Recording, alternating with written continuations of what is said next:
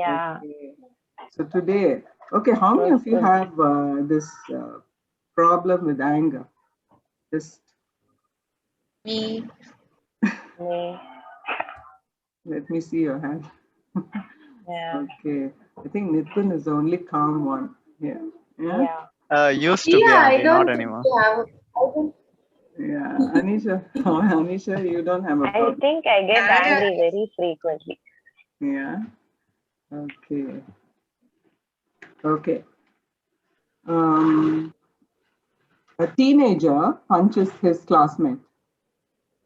A boss screams at his subordinate, and a driver uses obscenities because someone overtook him on the wrong side. Now, all these people are dealing inappropriately with a strong, sometimes violent emotion called anger. You know, anger can shatter communication. You know, once a person is angry, you don't want to talk to them, right? And tear apart relationships. Sadly, people tend to justify anger instead of taking responsibility. And many of us struggle to varying degrees with anger. But handling anger is an important life skill. Like Nitin, I think, has overcome that and he's handled it well. Oh no, Auntie. Still learning. Yeah, we learn till the end, we learn. Yeah. Now, how do you respond when you have feelings of anger? How do you normally respond? Now, this is a interactive session, so you can all unmute and say, how do you respond when you're angry? Shout back. These days I'm journaling. If I get Journaling. angry, I journal and I Oh. get it away. Okay, that's a good I'll way. just shout at them back. yeah, same. Okay. All right. And I tell them what made me angry. you tell them what made you angry. Okay, I know what Anisha does. She'll become too quiet and she'll withdraw somewhere to a Oh, corner. sweet. That's good. No, you control it like that. Yeah, she doesn't have problem with anger, Yeah. thankfully. You're so sweet. Okay, so what causes you to be stirred up with anger the most? I'm tired. I get angry. You're tired. Yeah. Most of you? Anyone else? When someone irritates you. Yes. Someone hurts you. Hurts you, Yeah. right? Is it possible to be angry and not know it? I don't know. Sometimes, Auntie, maybe. Because only after talking. Maybe when we're tired and you're like super angry and you don't know. Yeah. Okay. Sometimes I personally find myself to be rude sometimes, but I realize only after talking to the student or particular person, okay, I shouldn't have said that, or not in that tone. Yes. Um, so when you're angry, do you think that all your anger is sin? Do you think all forms of anger is sin? No, because God also gets angry. Yes. So sometimes when we do something really, wrong, or when we live we live with wrong attitude or wrong behavior, and sometimes we get angry with the way we live, or we are lazy, or we are not doing what we should.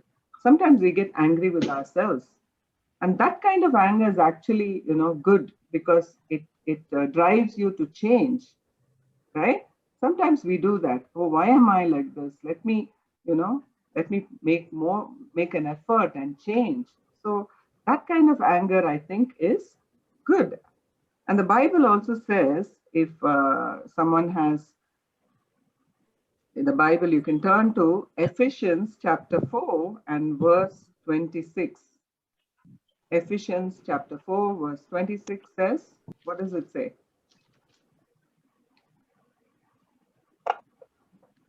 Be angry and do Yeah. not sin. Be angry, but do not sin. So I think all anger is not sin. It literally depends on the nature of anger, of your anger. So, there are different types of anger. Okay. So can you tell me what are the different types of anger? We have in the English vocabulary, different types of anger. What's the worst type? Rage. Rage, exactly. So the first type, what is rage actually? Rage is uncontrolled anger. Okay, it's an outburst of feelings of this feeling of aggression. It could be really deadly in its expression. Usually, it's directed at someone. Okay, it can even lead to violence. And any other type? When you keep suppressing your anger, what kind of anger it's called? Bursts of anger. Sorry, dear. I don't know. When the type of anger where you repress it is called Resentment. Yes, Abhishek. Hi, Abhishek, by the way. Hi, Abhi. Hi, Auntie. Hi, everybody. Yeah, welcome. So it is Hi. resentment. And this is repressed anger, as I told you, and we just keep, suppressing our feelings deep inside. Sometimes you don't even know that it's there. It's deep inside, and it's more subtle. It's passive, and it slowly poisons your system. This is very bad for your health. It's bad for your system. And what is righteous anger, or the anger that is good? You said sometimes it's good. Like you said, God is also angry. What is that kind of anger called? Indignation. Indignation. Yeah, righteous anger is called indignation. Jesus was indignant. Example, can you tell me when he was angry in a righteous way? Tell me the Church. At the temple. at the temple. Yeah. Yes, he whipped them out. We learned it last time. And also, when the disciples were chasing away the children, the mothers were bringing the babies to be blessed, and they were saying, get away, and then it says Jesus was indignant at that time.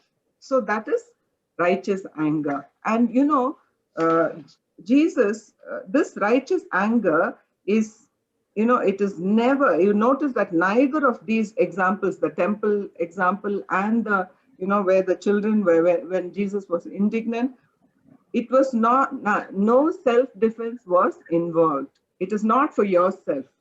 Okay, it is in the defense of others or a certain principle, when you do something wrong. And this kind of anger is out of genuine love. It is not out of anger because you're hurt or anything. It's out of genuine love and a desire. Yes. So it's a desire to stop someone from being wronged. You see something happening to someone, somebody is violent towards someone, then you want to stop that. And then you become indignant, and someone who has been mistreated. It's a righteous form of anger. Whereas, rage is explosive, and resentment usually keeps a record of wrongs. 10 years ago, you did this to me. You did that to me. You keep an account and then you recount. Mostly women are very good at this. They keep a record. Men quickly forget. Okay, they do the wrong and they forget, but we can't forget. Okay, we are made like that. So it says in love does not keep a record of wrong. So resentment is also wrong. So why are people angry? Why do people get angry most of the time? Why do you think human beings get angry? Why do you normally get angry? Because we feel we deserve good. Yes, yes, that's a good answer, because most of the time people are angry because they don't get their way. Like especially teenagers, they rebel against the parents because they don't get their way. And like children, we throw tantrums, and we, most of the time it's only because we don't seek God's will. You want your way, and it all stems out of selfishness, this kind of anger. So let's see. So I told you about the 3 types of anger. Sorry, I forgot about this. Okay, and then, okay, so we'll see the causes of anger. The first one is rejection. Okay, when people reject you, you are hurt. Friends reject you, you feel bad. When you're not invited for a party where others are invited, or they don't share things with you, you feel rejection. Parents, children feel rejected. Spouses feel rejected. You're interested in a person, and they don't show the interest, that you're showing. And all this, you feel, unloved, unwanted. Rejection is one. And even sometimes when, when you're abandoned, you feel rejected. So rejection is one of the causes of anger. So that rejection is deep inside you, and it manifests itself as anger. The second one is, it could be loss of a loved one, loss of a job, loss of finances, relationships. So that is another cause of anger. Sometimes a painful past, you went through something terrible in your childhood or with someone, a painful past, and it keeps surfacing. This painful past, something triggers the memories, and then again you're angry. You might have thought you're forgiven, but again it keeps coming up, and then you're angry. And you can do nothing about it because the memories keep coming. And the last one is jealousy. This is like, how Cain and Abel, the best story is Cain and Abel. How Cain, when God asked, why are you angry? And, Cain became so angry because God favored Abel's sacrifice. He didn't look at himself. He only looked at how Cain was favored. He didn't see what wrong he did. He didn't give the right sacrifice, the blood sacrifice that God required. But then he was so angry, the jealousy turned into anger, and this is the first family in the Bible, in the first book itself, that is the reason for jealousy turning into anger, then murder. Today I want to take one example, from Numbers chapter 20. I told you all to read it, right? So Numbers chapter 20, you see how the people were almost by then they were at the fag end of the journey, and they were so thirsty. The congregation had no water. Imagine in the desert how thirsty you could feel. It's really, sometimes it goes to 50, 55 degrees in the desert, and you can be really thirsty. There was no water for the congregation. They assembled themselves against Moses and Aaron, it says. If you know what they were saying, how they were complaining to Moses, they were saying, I wish we had perished like our brothers in the desert.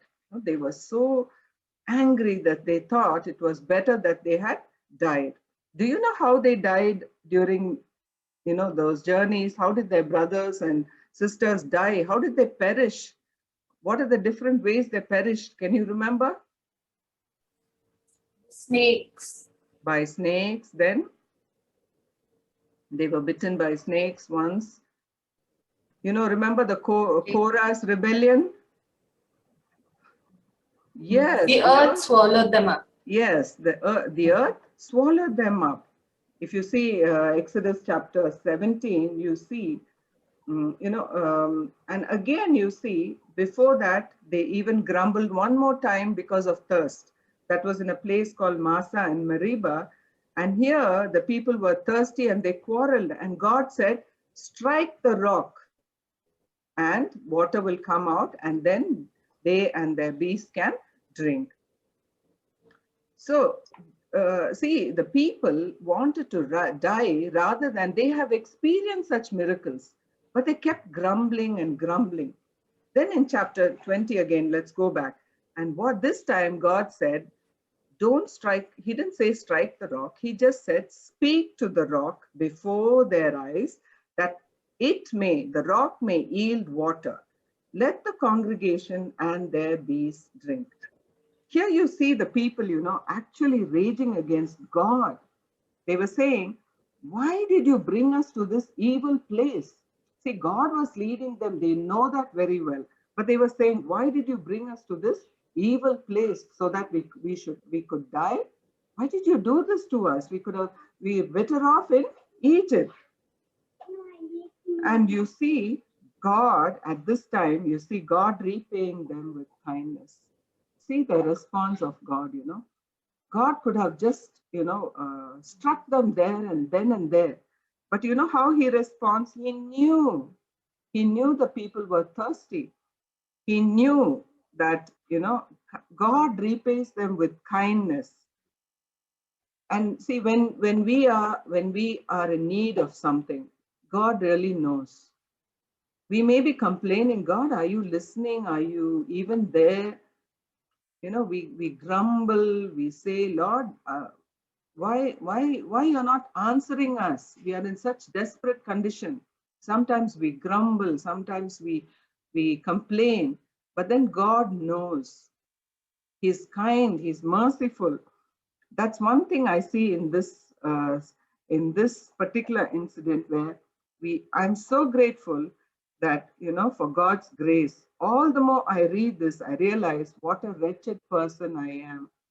We see that God is slow to anger and merciful. God knows the people needed water, and God responds with kindness. Then you see in verse 9, Moses took the rod and lifted it up and struck the rock twice. Not once, but twice.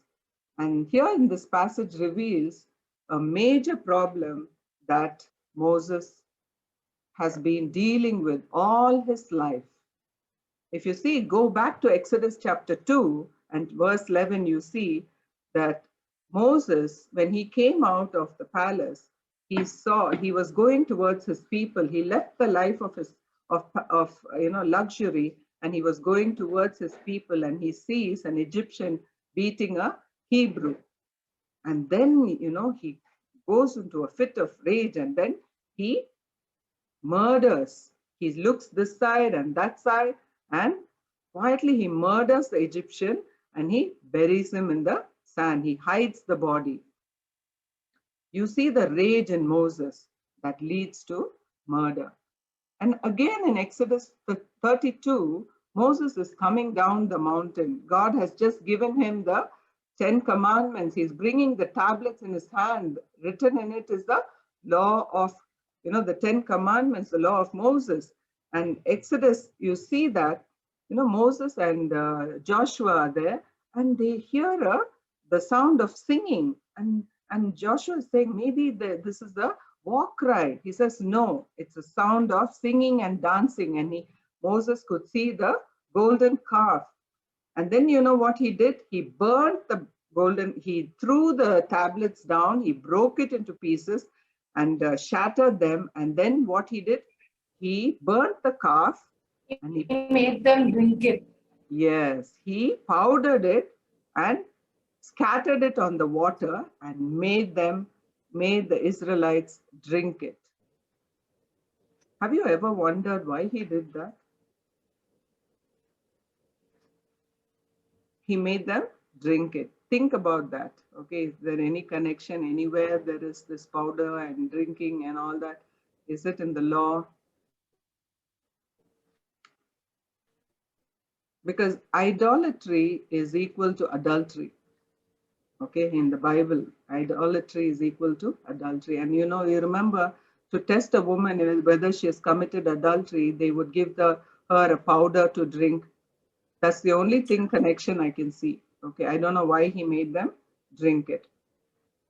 Anyway, Moses had a major problem with anger. You see that anger in itself is not sin, but it leads to some kind of sin. If you're angry, it says be angry, but do not sin. Because why? Because it can lead to sin. And now back to chapter 20. Moses says the next thing anger does. What does anger do? You know what Moses calls the people? You rebels. Okay, verse 10, it says, chapter 20 and verse 10, Moses says, "Hear now, you rebels." He calls the people rebels. So anger always causes us to insult people, call names, forgetting that they are made in the image of God. Whenever we insult people, whoever it is, when we insult people, we are insulting somebody made in the image of God. When Jesus met Saul at the road to Damascus, he said, "Saul, Saul, why do you persecute me?" Was Saul persecuting Jesus? He wasn't. So when we insult somebody or treat somebody wrongly, especially believers, you must remember you are persecuting or insulting their maker, the creator. And especially you have to be very careful when we talk to poor people. It says, whoever insults the poor insults his maker. So you have to be very careful when we talk rudely to poor people, because you're insulting their maker. So not only poor people, anyone made in the image of God. So we are insulting God. And so God doesn't permit that you insult anyone. We cannot rationalize our anger, our behavior. So now what happens? Moses struck the rock twice. He didn't obey God. When you're angry, your mind is clouded. It clouds your mind, it clouds your understanding, and you don't think rationally. If Moses had thought, he would not have disobeyed God. God said, "Speak to the rock," but he struck it twice. So anger causes us to disobey. And then what he did, he almost broke the rock. He's only supposed to speak. What anger does is it breaks. It breaks, we good friends separate. It breaks relationship. It causes a rift between parents and children, friends. So anger has devastating effects. And then God says, and also I haven't put that here as points. It dishonors God. When you disobey and when you disregard, we are dishonoring God. Now, so what God replied? "But the Lord said to Moses and Aaron, because you have not believed in me to treat me as holy in the sight of the sons of Israel." That is verse 12. "Therefore, you shall not bring the assembly into the land I have given them." It's so tragic. Anger excluded Moses from going into the promised land. This man, he delivered the people out of the hands of the Pharaoh, split the Red Sea, spoke to God face to face, it says, brought the 10 commandments to the people, but he never got to go into the promised land. So Moses had to only look at the promised land from Mount Nebo, where he dies. God just gives him one glimpse of the promised land. And, in Genesis 15, if you are there, Genesis 15, verse 13, you see, God told Abraham do you know that? God told Abraham that your descendants will be in a foreign land for 400 years. Remember that? God, revealed to Abraham, not to Moses, to Abraham, that your descendants will be in a foreign land, as they will be there for 400 years. God said that. Now turn with me to Exodus chapter 12 and verse 40. Exodus chapter 12 and verse 40. Can somebody read that?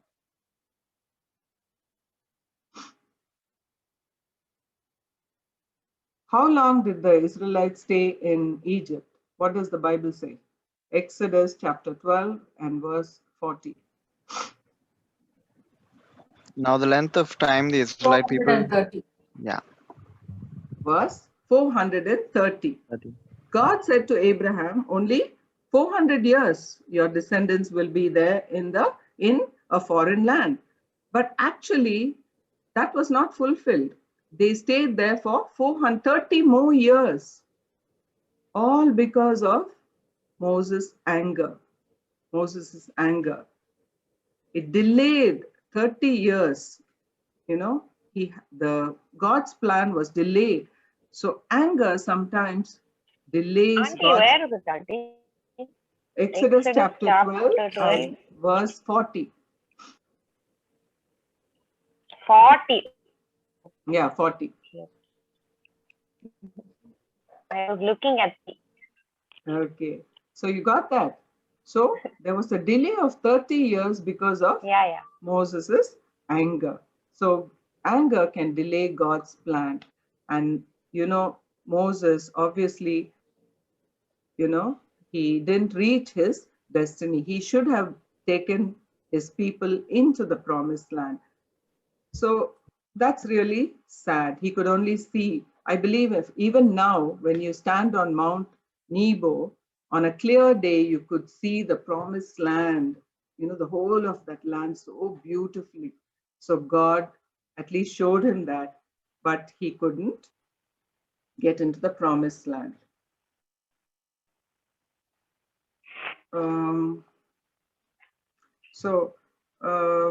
Why was God, why did God treat Moses like that? Why was the punishment so harsh for him? One thing, if you see in 1 Corinthians chapter 10 verse 4, you can turn to 1 Corinthians chapter 10 verse 4. Is it because he wanted to make him an example? Yes, leaders are Or judged. it's because he doesn't show favoritism. Yes, he doesn't show favoritism, and Treats everyone leaders, as equals. yeah, and also leaders have to be set a very, they Double have to punishment. set an example. You have to obey the Lord. You have to honor the Lord. If you're a leader, you can't just do what everyone else does. So you have to lead by example. You have to lead. There's no, question of showing any arrogance. Just because you're a leader, you can do what you want. You can't.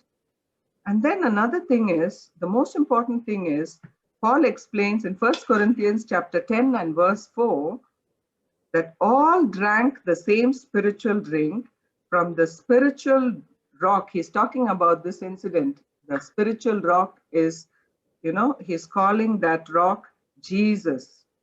So Jesus was struck at Calvary, and after that, the rivers of living water came to us, the Holy Spirit came to us. That's the significance. So, that rock represented Christ. And so he was struck only once. But Moses wouldn't have seen that, but still he should have obeyed, right? In his anger, he struck the rock twice. So anger always dishonors Christ. So that's the significance, because Paul later explains that. And Jesus allowed himself to be struck and crushed, and and that is finished. Only once he was struck, not second time. So now what is the remedy for anger? What is the remedy? Let's see. In in James chapter 1, verses 19 to 20. James says, very good thing, you know, that it's a very good tip to take. Be quick to listen, slow to speak, slow to be angry. There's a tip here, a good word for all of us. Train yourself to be a good listener. Don't quickly react and, you know, start shouting back. We all do that. Okay? Instead, just listen. Be a good listener. Be very quiet. Let them talk. Whoever is talking, let them talk. Be quick to listen and slow to speak. By the time we listen and then you speak slowly, your anger will go down a bit. Okay, so this is a very good tip. Then you'll be slow to anger. Because you know why? Anger in a man does not achieve the righteousness of God. So what do I do? How do I deal with anger? You may ask. Now I am getting angry. So how do I deal with anger? First of all, you need to own up. Don't say, always put the blame on others. Don't say, because they did this, I'm angry. Because he shouted, because he irritated me, I'm angry. Now, first of all, recognize that I have this problem. I am angry. Okay, first own up. And then next, what you do, you identify what it is, the source. Ask yourself, why am I angry? I was not, maybe you were not angry some time ago, but now recently you have been angry. Why am I angry? What's the real source? When did it really start? Now I've been angry for a long time. What am I angry with? Who am I angry with? What's causing me to act this way? Because you see, it always has a source. You may not know it. So maybe you don't know. You say, I don't know why I'm angry. I can't put my finger to it. But then you ask the Holy Spirit, he'll show you, see, this is the source. Okay?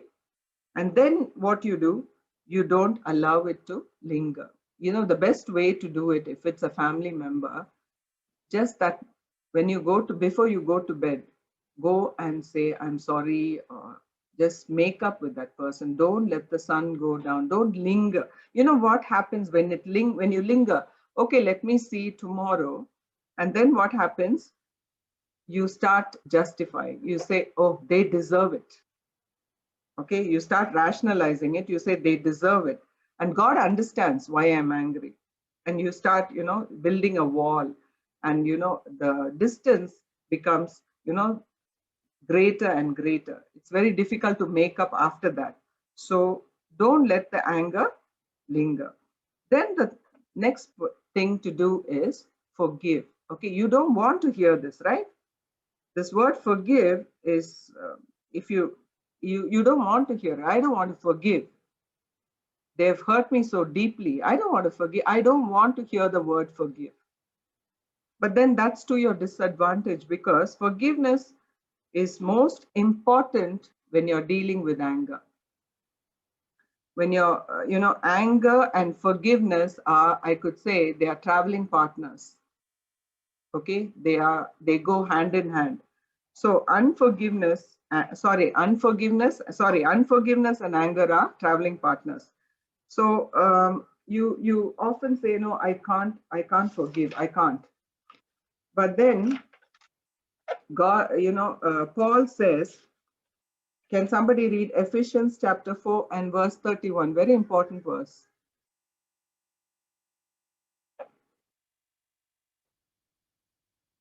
Ephesians chapter 4 and verse 31. Let all bitterness, wrath, anger, clamor, and evil speaking be put away from you with all malice. And one more. And be kind to one another, tender-hearted, forgiving one another, even as God in Christ forgave you. Yes. So he says, put away these things. Okay. Then he says, be kind, tender-hearted, forgiving, even just as God has forgiven you. Ask yourself this question, each one of you. How has God forgiven us? Just ask yourself. We have sinned against God many, many, many times. We have committed all kinds of sin. Only no one knows. God and you alone know. We have committed all kinds of sin. God has never rejected us. When we go to him and say, Lord, forgive me, he never rejects us. And you know, when he went to the cross, he paid for all our sins. His blood has washed us clean.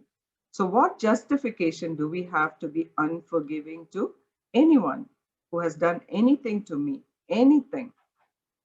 When God has forgiven me, then, you know, we need to forgive. But you may say, you know, there are sometimes, you know, people who are still wicked.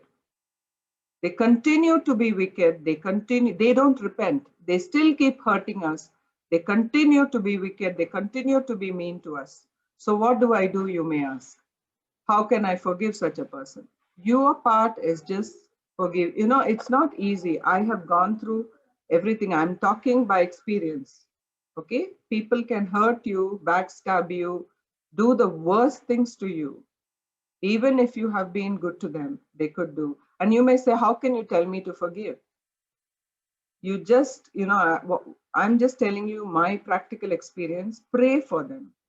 Pray for love in your heart to forgive. Pray for them and say, God bless them. I'm not able to, Lord, but please help me. You know, help me, Lord, through the power of the Holy Spirit. We have this Holy Spirit within us. Then, if that person is a mean person who has not repented, you know what God says? Vengeance is mine. Vengeance is mine. He is not going to go scot-free. Don't ever think forgiveness is only for you so that you don't have to live in that poison. But God is going to deal with that wicked person. God is going, vengeance is mine. So he says, so why are you angry, my child? Don't let this poison seep into your life and destroy you. God says, leave them to me. Let me handle them. You don't have to deal with that person. What can you do? You can only be angry. You can only shout at them and you ruin your own health. You ruin your own happiness. Okay? So, but God can deal with them. God says, vengeance is mine. Don't be angry and cheat don't let anger cheat you out of the love and joy and peace and happiness in your life. See, this anger is cheating you out of all these wonderful things God has for you. He has joy, he has peace, he has love. And this anger is ruining everything. So you can't be angry, resentful, bitter, and forgiving at the same time. It doesn't work. Your part you do. You say, Lord, I forgive. You deal with this person. I don't know what to do. You deal with him. You know, because God says, vengeance is mine. So nobody is going to go scot-free, but you're going to be free. When you forgive, you're going to be free. You're going to experience that peace. And then the next thing is identify those things that tick you off. You know, what irritates you so much? You know, it makes you angry frequently. Remember this, be slow to speak and slow to anger. So what do? We ask the Holy Spirit. He is our one asset, you know. We have the Holy Spirit. What we can't do, he can help us. We have this asset, the Holy Spirit. He will help you. And you know, one of the fruit of the Spirit is self-control. Okay, only because we don't have self-control, we burst out in anger, right? So how do I deal with it, Lord? I'm not able to do it. You know, you don't want to be angry. None of us want to be angry, but we do it. Okay, we show anger. We have this outburst. How can I, Lord? I am an angry person. How can I change? There's the Holy Spirit. It says, fruit of the Spirit is self-control. So ask the Holy Spirit, give me that fruit. I need it. I need that self-control. Give me that. So we have the power of the Spirit inside of us to enable us to respond in a godly fashion. Just ask him, Father, enable us to respond in a proper fashion. Don't let me respond in an ungodly manner. We have him to enable us. So if I develop such alertness, then I'll be able to handle things that cause me to get angry. And then lastly, the biblical way to handle anger is, do good, you repay good for evil. When they do wrong to you, you do good to them. Very difficult. But Joseph did it. If you see in Genesis chapter 50, verse 2, Joseph says so beautifully when he sees his brothers, how, this is the worst thing that can happen, selling your brother. Anything could have happened to him. Thank God, Joseph rose. And Joseph said, you meant it for evil, but God meant it for good to save your life. See that way. He never shouted at them, why did you sell me? Why did you do this to me, do this evil to me? Never. He just said, don't be afraid. When his father died, when Jacob died, his brothers got so terrified. They said, now he's going to, take revenge. But Joseph said, don't be afraid, my brothers. You meant it for evil, but God meant it for good. And so he returned good for evil. So when we do that, we will be heaping hot coals on the head of, imagine those brothers, how they would have felt. So ashamed. They would have felt, it's like pouring hot coal on, just do good to them. And also Jesus said, love your enemies and do good to them. And then God will bless you. He will raise you up to places that you can never imagine, and the joy and the peace that you will have, the love you will have, that will be like unimaginable. Now let's, see the takeaways. Before that, one last thing. God has given us the capacity. Don't ever think I can't do it. He has given us the capacity to do it. There are seasons of despair, tragedy, that clouds our mind, that we are angry, we can't think properly, no matter how deep the hurt. Maybe, we have to focus on the Lord, not upon that person who hurt you. Turn your eyes upon Jesus. God intends for us to deal with anger. So deliver every, we call or ask God, God, deliver me from this anger. And Lord, give me the courage and the strength to face every circumstance that I have to face. Let the Holy Spirit rule and reign in our hearts. Let peace and joy fill our hearts. We can keep on asking God to do that. And thank God he can do it. And see, the best thing is Moses had anger. You don't think that, oh God, I am worthless. I have this problem and, I can't be used. How can I face you, Lord? No, God used Moses till the end, until the border of the promised land. He led this 6 lakhs people from, from the to the promised land for 40 years. So God uses us in spite of our shortcomings. That's a real encouragement, right? It's a real encouragement. You can't think that, oh, I'm like this, I can't be used. No, God can still use you. Of course, there was a delay, and of course, Moses couldn't enter the promise, but he was a leader. Nevertheless, he was a leader, even though he was old, even though he was angry. But, God used Moses despite his shortcomings. God is merciful. Thank God, God is not like us. He is slow to anger and abounding in love, the Bible says. So thank God he is not like us. He is very slow to anger. And dealing with anger, because why God, we need to deal with anger? Because God wants us to be free. He wants us to be free. He wants his children to be joyful, peaceful, enjoy life to the fullest, love, happiness. Because this anger steals your joy. Bitterness steals your joy. It's a bitter root, it says. So why God wants you to deal with anger today? Because he wants you to be joyful. I want my daughter, imagine you have a child and the child is always sad in a corner, angry. No, you want your child to be happy and jumping around, joyful, singing. He wants you to be free. That's why forgiveness is important, because it delivers us. All the chains go away when we forgive and when we are not angry. Then I told you, the Holy Spirit is our asset, and He shows us, helps us to overcome anger. If nothing is impossible, with God all things are possible. You may be struggling with anger, but it's not impossible to overcome. Believe me, it's not impossible. It is possible. So let's bow down our heads in prayer. Father, we thank you, O God. We worship you, O Father. Lord, we struggle, O Lord, with this strong emotion, O Father, that is deep inside us, O Father. It erupts, O Father.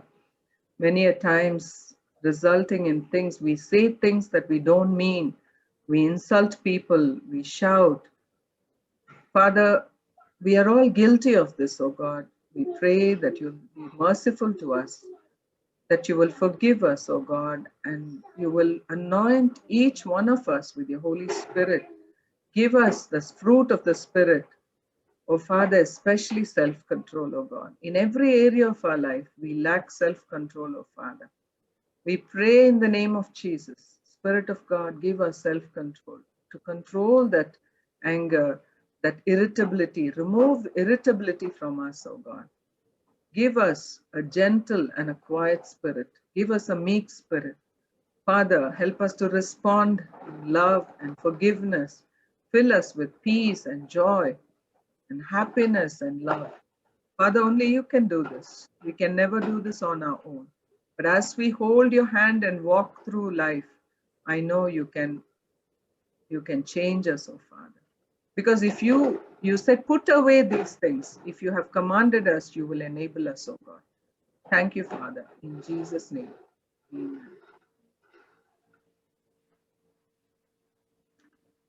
Okay. So, what do you have to say now? Have any questions or how to deal with what?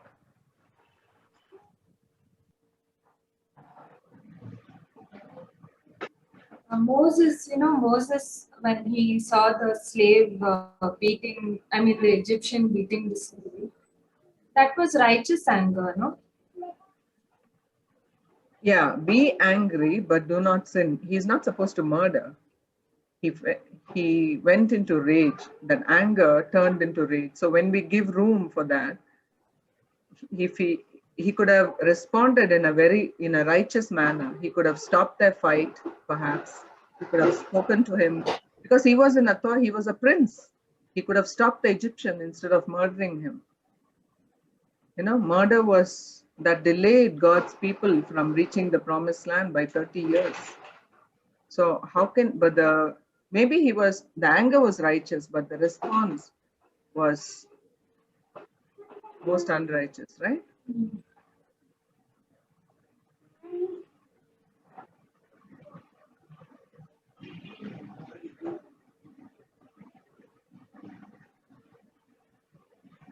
Any other question about how to handle it, what to do practically? Jesus' anger, no? Jesus whipping the people. Like, we can never do that, right? Or can? I was also thinking about that. Abhishek, what did you say? No, not me, Auntie. I think somebody else. Who said that? Robin, what did you say, Robin? Okay. Alicia was talking about Jesus getting angry, right? Yes. Jesus got angry and he went and broke other people's things. It's righteous anger, but still he broke things that belonged to people. Where does it say he broke? He just turned the tables. Like he went to he wasted all their. Because that was wrong of them to be selling at such a high price. Yeah, it was wrong also for this guy to be beating It's wrong. Israelite. It's wrong. Yes, yes. But see, Jesus it was his house, so he had the authority to chase them out. He was just Yeah, chasing but them. they didn't know that. Yeah, they didn't know, but Jesus didn't sin in that manner, right? It says he didn't sin at all. So No, so my question was, can we do that or no? That was just if purely. you are in authority, if the supposing a pastor, for example, he sees people stealing money in the church. I don't think pastors are above people, auntie. I disagree with you. No, there is an authority, He is responsible for the offertory, how to use it. Supposing he sees, is a righteous pastor, he sees people stealing money, of course he can be very angry and tell them this is wrong. You're stealing God's money. You can't Can he take go and authority. beat them up, auntie? Beat who? Can he go burn their money, burn them, then beat them up? It doesn't say that Jesus whipped the people. It says that he whipped. He would have just chased them out. With a whip. So supposing you see a thief in the church, you can chase him out, I think.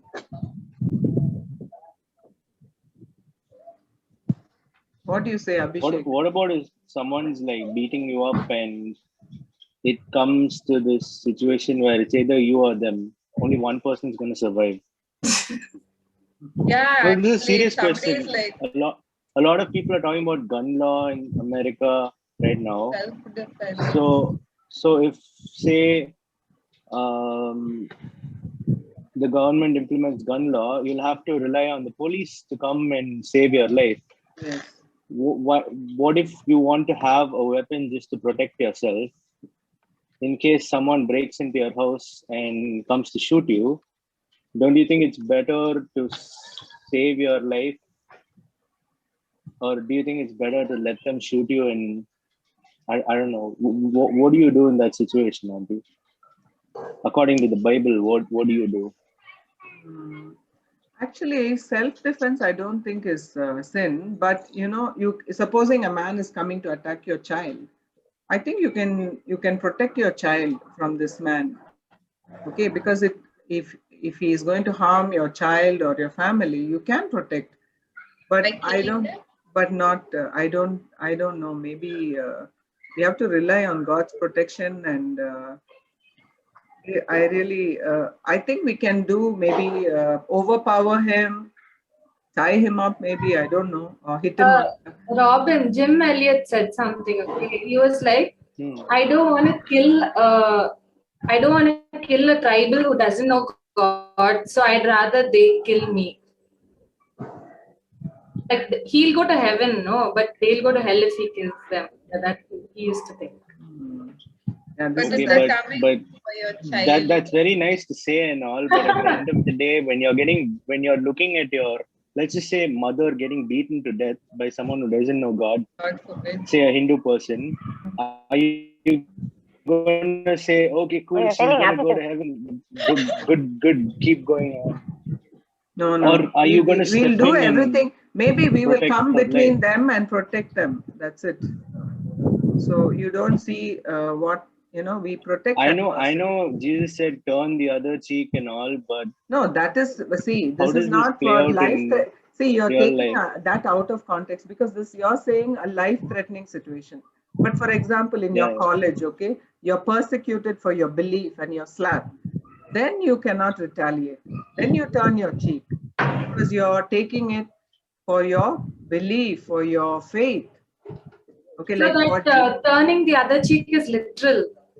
Literal, it is literal. That's what I'm saying. Yeah. Supposing they slap you on one cheek for your faith, then you don't hit back and you don't slap them. You say, okay, you keep slapping me. See how many missionaries I've seen videos. None of them retaliate. They just take the beatings. So in that, for your faith, I think you cannot retaliate. Andy, but I'm not talking about when it comes to faith. I'm talking about just general life, random happenstance. Someone is out life, to just hurt people because they're angry with life, angry with Yeah, God, yeah, angry with everything. like you're saying, like what happens in the US and even in India. No, now. here also a lot Here of also, random yeah, people yeah. sutifying with Arval, ready to vetify someone. Yeah. No, I'm not joking. In my I know, area, someone got cut a few months ago. Okay. There's one verse where Jesus instructs his disciples to carry swords and knives to protect themselves. So I think that self-protection is biblical. But I think we always aim to de-escalate the situation and not go on the offensive and finish off the person if we're able to. I think we're trying to de-escalate and trying to control if you can. So if it's your family that's being put in danger, you do all whatever you can to sort of resolve or try and stop the fight or whatever. You don't go on the offensive and try to do them down. Yeah, that makes sense. Good. Thanks, Abhishek, for coming to my. Waiting for Abhishek to say something. Yeah.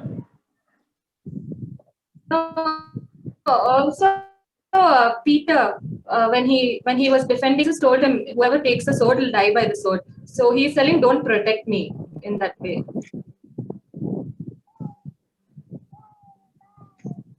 Abhishek. Sorry?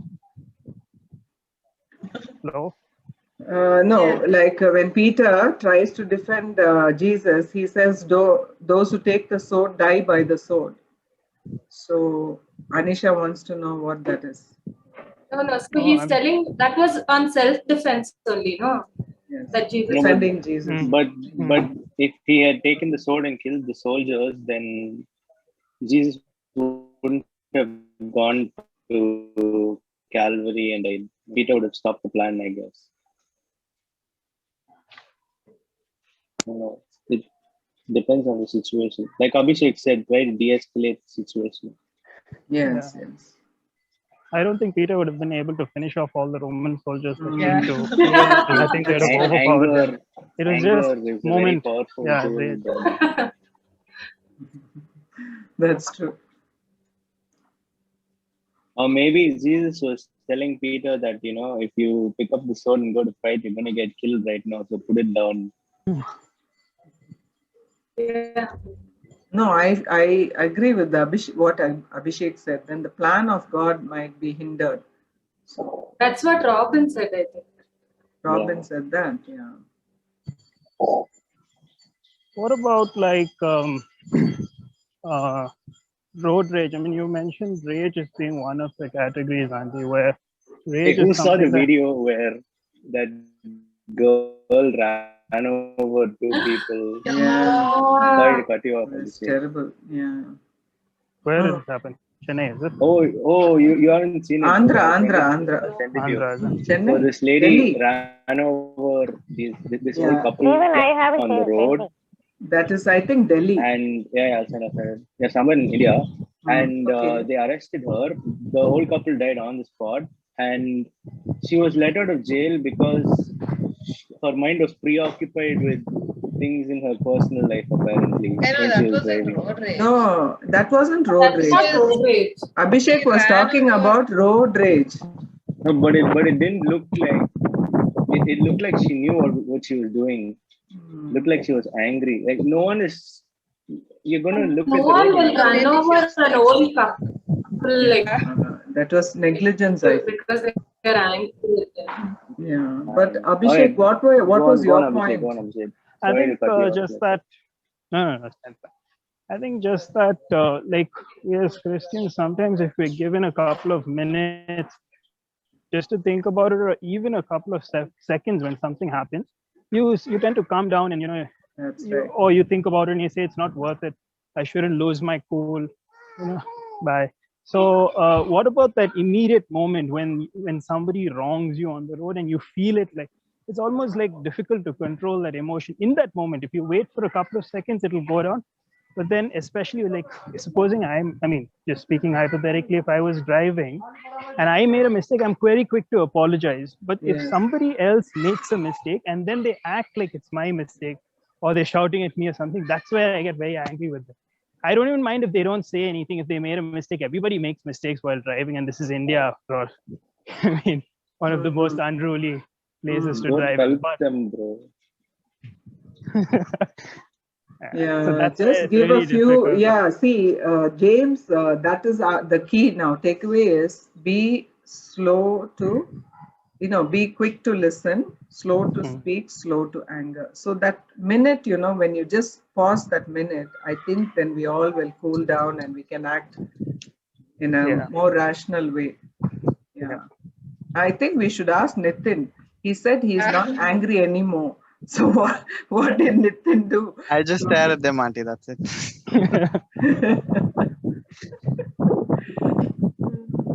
I think there's one more thing in connection to resentment.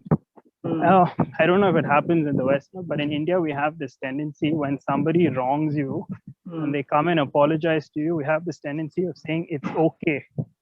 We reply because we want to be nice to them. So we say it's okay. And by saying it's okay, we dismiss the offense like as if it's nothing.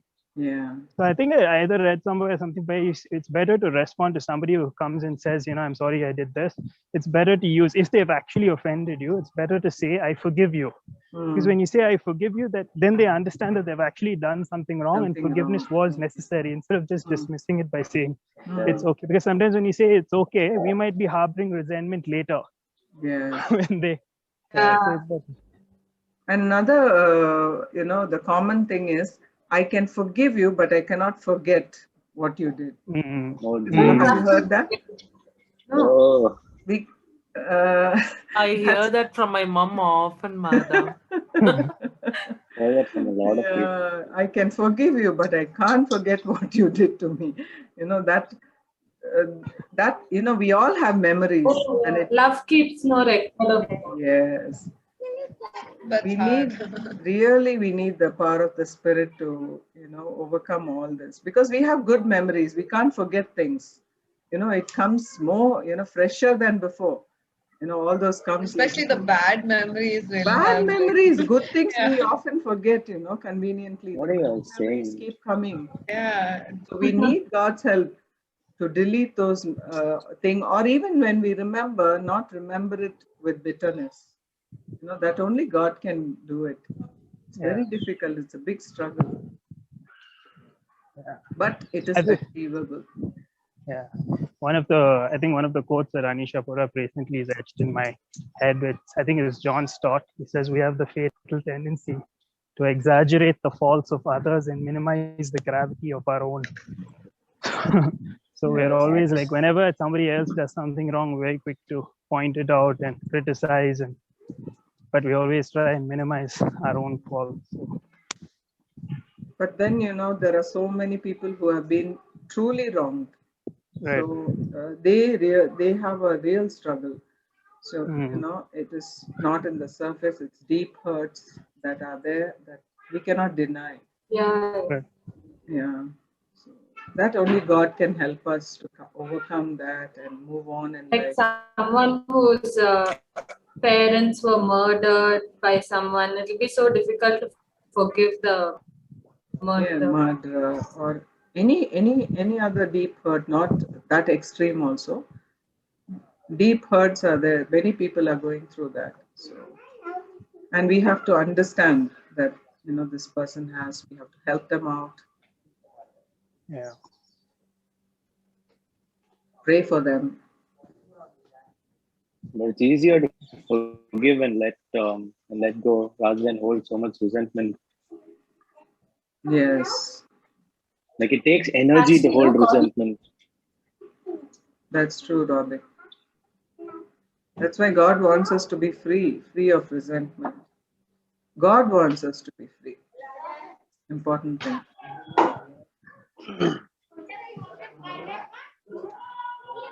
Sanju and Neetu are very quiet today. Yes, Neetu has a question, so you have to unmute yourself. I'm listening, Auntie. Okay. Neetu has a question. Yeah, so I wanted to know, since Moses was angry, he had to face the consequence for another 30 years, that's what you said, and he couldn't enter the promised land. So we all do get angry in our life. So do we all end up with the same fate?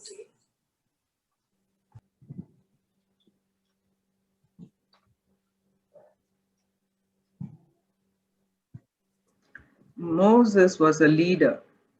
Okay, so if you see, even in the New Testament, teachers will be judged more. James 3:1 says that. Yes, Abhishek?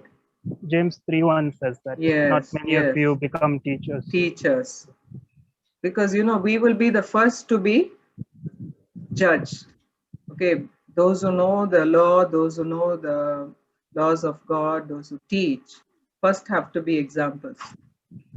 So it's very scary to be a leader or a teacher and not follow. But it also depends on what you do. Like in your anger, if you do something that will take you to jail, then you have to suffer that consequence. No? Yes. See, why Depends God on is what telling you need to overcome this, you need to put this aside, because we commit a sin, we have forgiveness, but sometimes we cannot escape the consequences. So Moses had to face the consequences. Not necessarily all of us will have same consequence like Moses. Okay, but each of us are accountable for what we do, and we face consequences because of the way we react and the anger and everything. You know, see, I told you the different things that can happen. It can break relationships. It can, you know, cause a rift between friends. All these are consequences. We speak things that all these are consequences. Moses had a major consequence, but we also have different types of consequence. Not necessarily that we will not enter the promised land, or we will our calling will be delayed. It's not like that. It depends on individuals. What we do in our anger, that will have the consequence, and that we have to face. We will be forgiven, but we have to face the consequence. So we have to be very careful, and this is a very important lesson, because we need to, because God doesn't want us. He wants us to be joyful and peaceful. That's why, you know, he tells us, be angry and do not sin.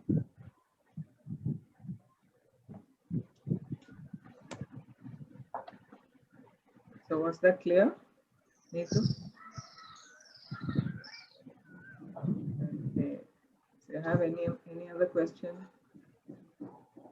Okay, guys, do you want anything, any other topic that you all will find it useful for your daily living? Today we did anger. Auntie, yes, Auntie, I wanted to ask you about fasting and Auntie, praying. I have a doubt. Fasting. Yes. Okay. Because I don't know much about that. Okay. Sanju. Yeah. So are you saying that our punishment is more intense than somebody who's not that close to God? I don't know. Aren't you saying teachers? Teachers only. Like, you can't go and preach the word of God and then go and do the opposite of what you preach. Have you heard of the term practice what you preach? If you don't practice what you preach, then you're going to get judged. Yeah. Only leaders and teachers and preachers who teach something and do the opposite. Sanju, we get more disciplined than an unbeliever. Like an unbeliever can be angry and get away with it. We can't. Like God will discipline us. Correct? No? In love. In love. But we don't get away with the things that unbelievers get away with. See, our parents, they disciplined us, right? And we respect them for that. In the same way, God will discipline his children because he loves us. Yeah. Okay. So it's not that somebody will get away and I won't get away. No, it's not like that. Pratibha, definitely I'll do that topic sometime. Okay. Garima, one more. Self-control, if you can. Self-control. Very important. Okay. Also, And another suggestion. Okay. Yeah. was he Abhishek? I was also thinking, as you were talking a little bit earlier, that something a little bit less discussed is jealousy and coveting. Maybe one study on that, not necessarily like anytime. So, Pratibha, as we are doing this emotions, let's finish the emotions and then I'll come to next topic will be the prayer and fasting. Okay, definitely. Okay, Auntie. So we'll Also, do. the gifts of the Holy Spirit and fruits of the Holy Spirit. Okay, sure. Does anyone here fast without the praying bit, just for health benefits? that is not fasting. First of all, I that do is that. Like the intermittent fasting. No, like 36-hour fast. no. That is fasting, but That is not the biblical fasting. That is starving. That is Auntie, dieting. no, Auntie, it's just That's fasting. dieting. No, it's Auntie. Dieting is when you eat a little bit less than what you're supposed to eat. Fasting is just no No, food. she's saying not the biblical fasting. Yeah, Pratibha wants biblical fasting and praying. Okay. All right. So next, you want jealousy and self-control, is it? What was it? Self-control. Yeah, Parimal. So, okay, we'll do all that. Okay, self-control, then jealousy and coveting, all that. Okay. First, we'll do the emotions, then we'll come to fasting and prayer. Okay. Okay, Pratibha, are you okay with that? Yeah. Yes, Auntie, sure. So we'll see you next time with self-control, I think. Okay. Yes. Okay. Auntie. Thank you, Auntie, for You're taking welcome. the time. so Thanks, much. Thank you, Auntie. Auntie. Thank you, Auntie. Bye. Bye. Bye. Yeah.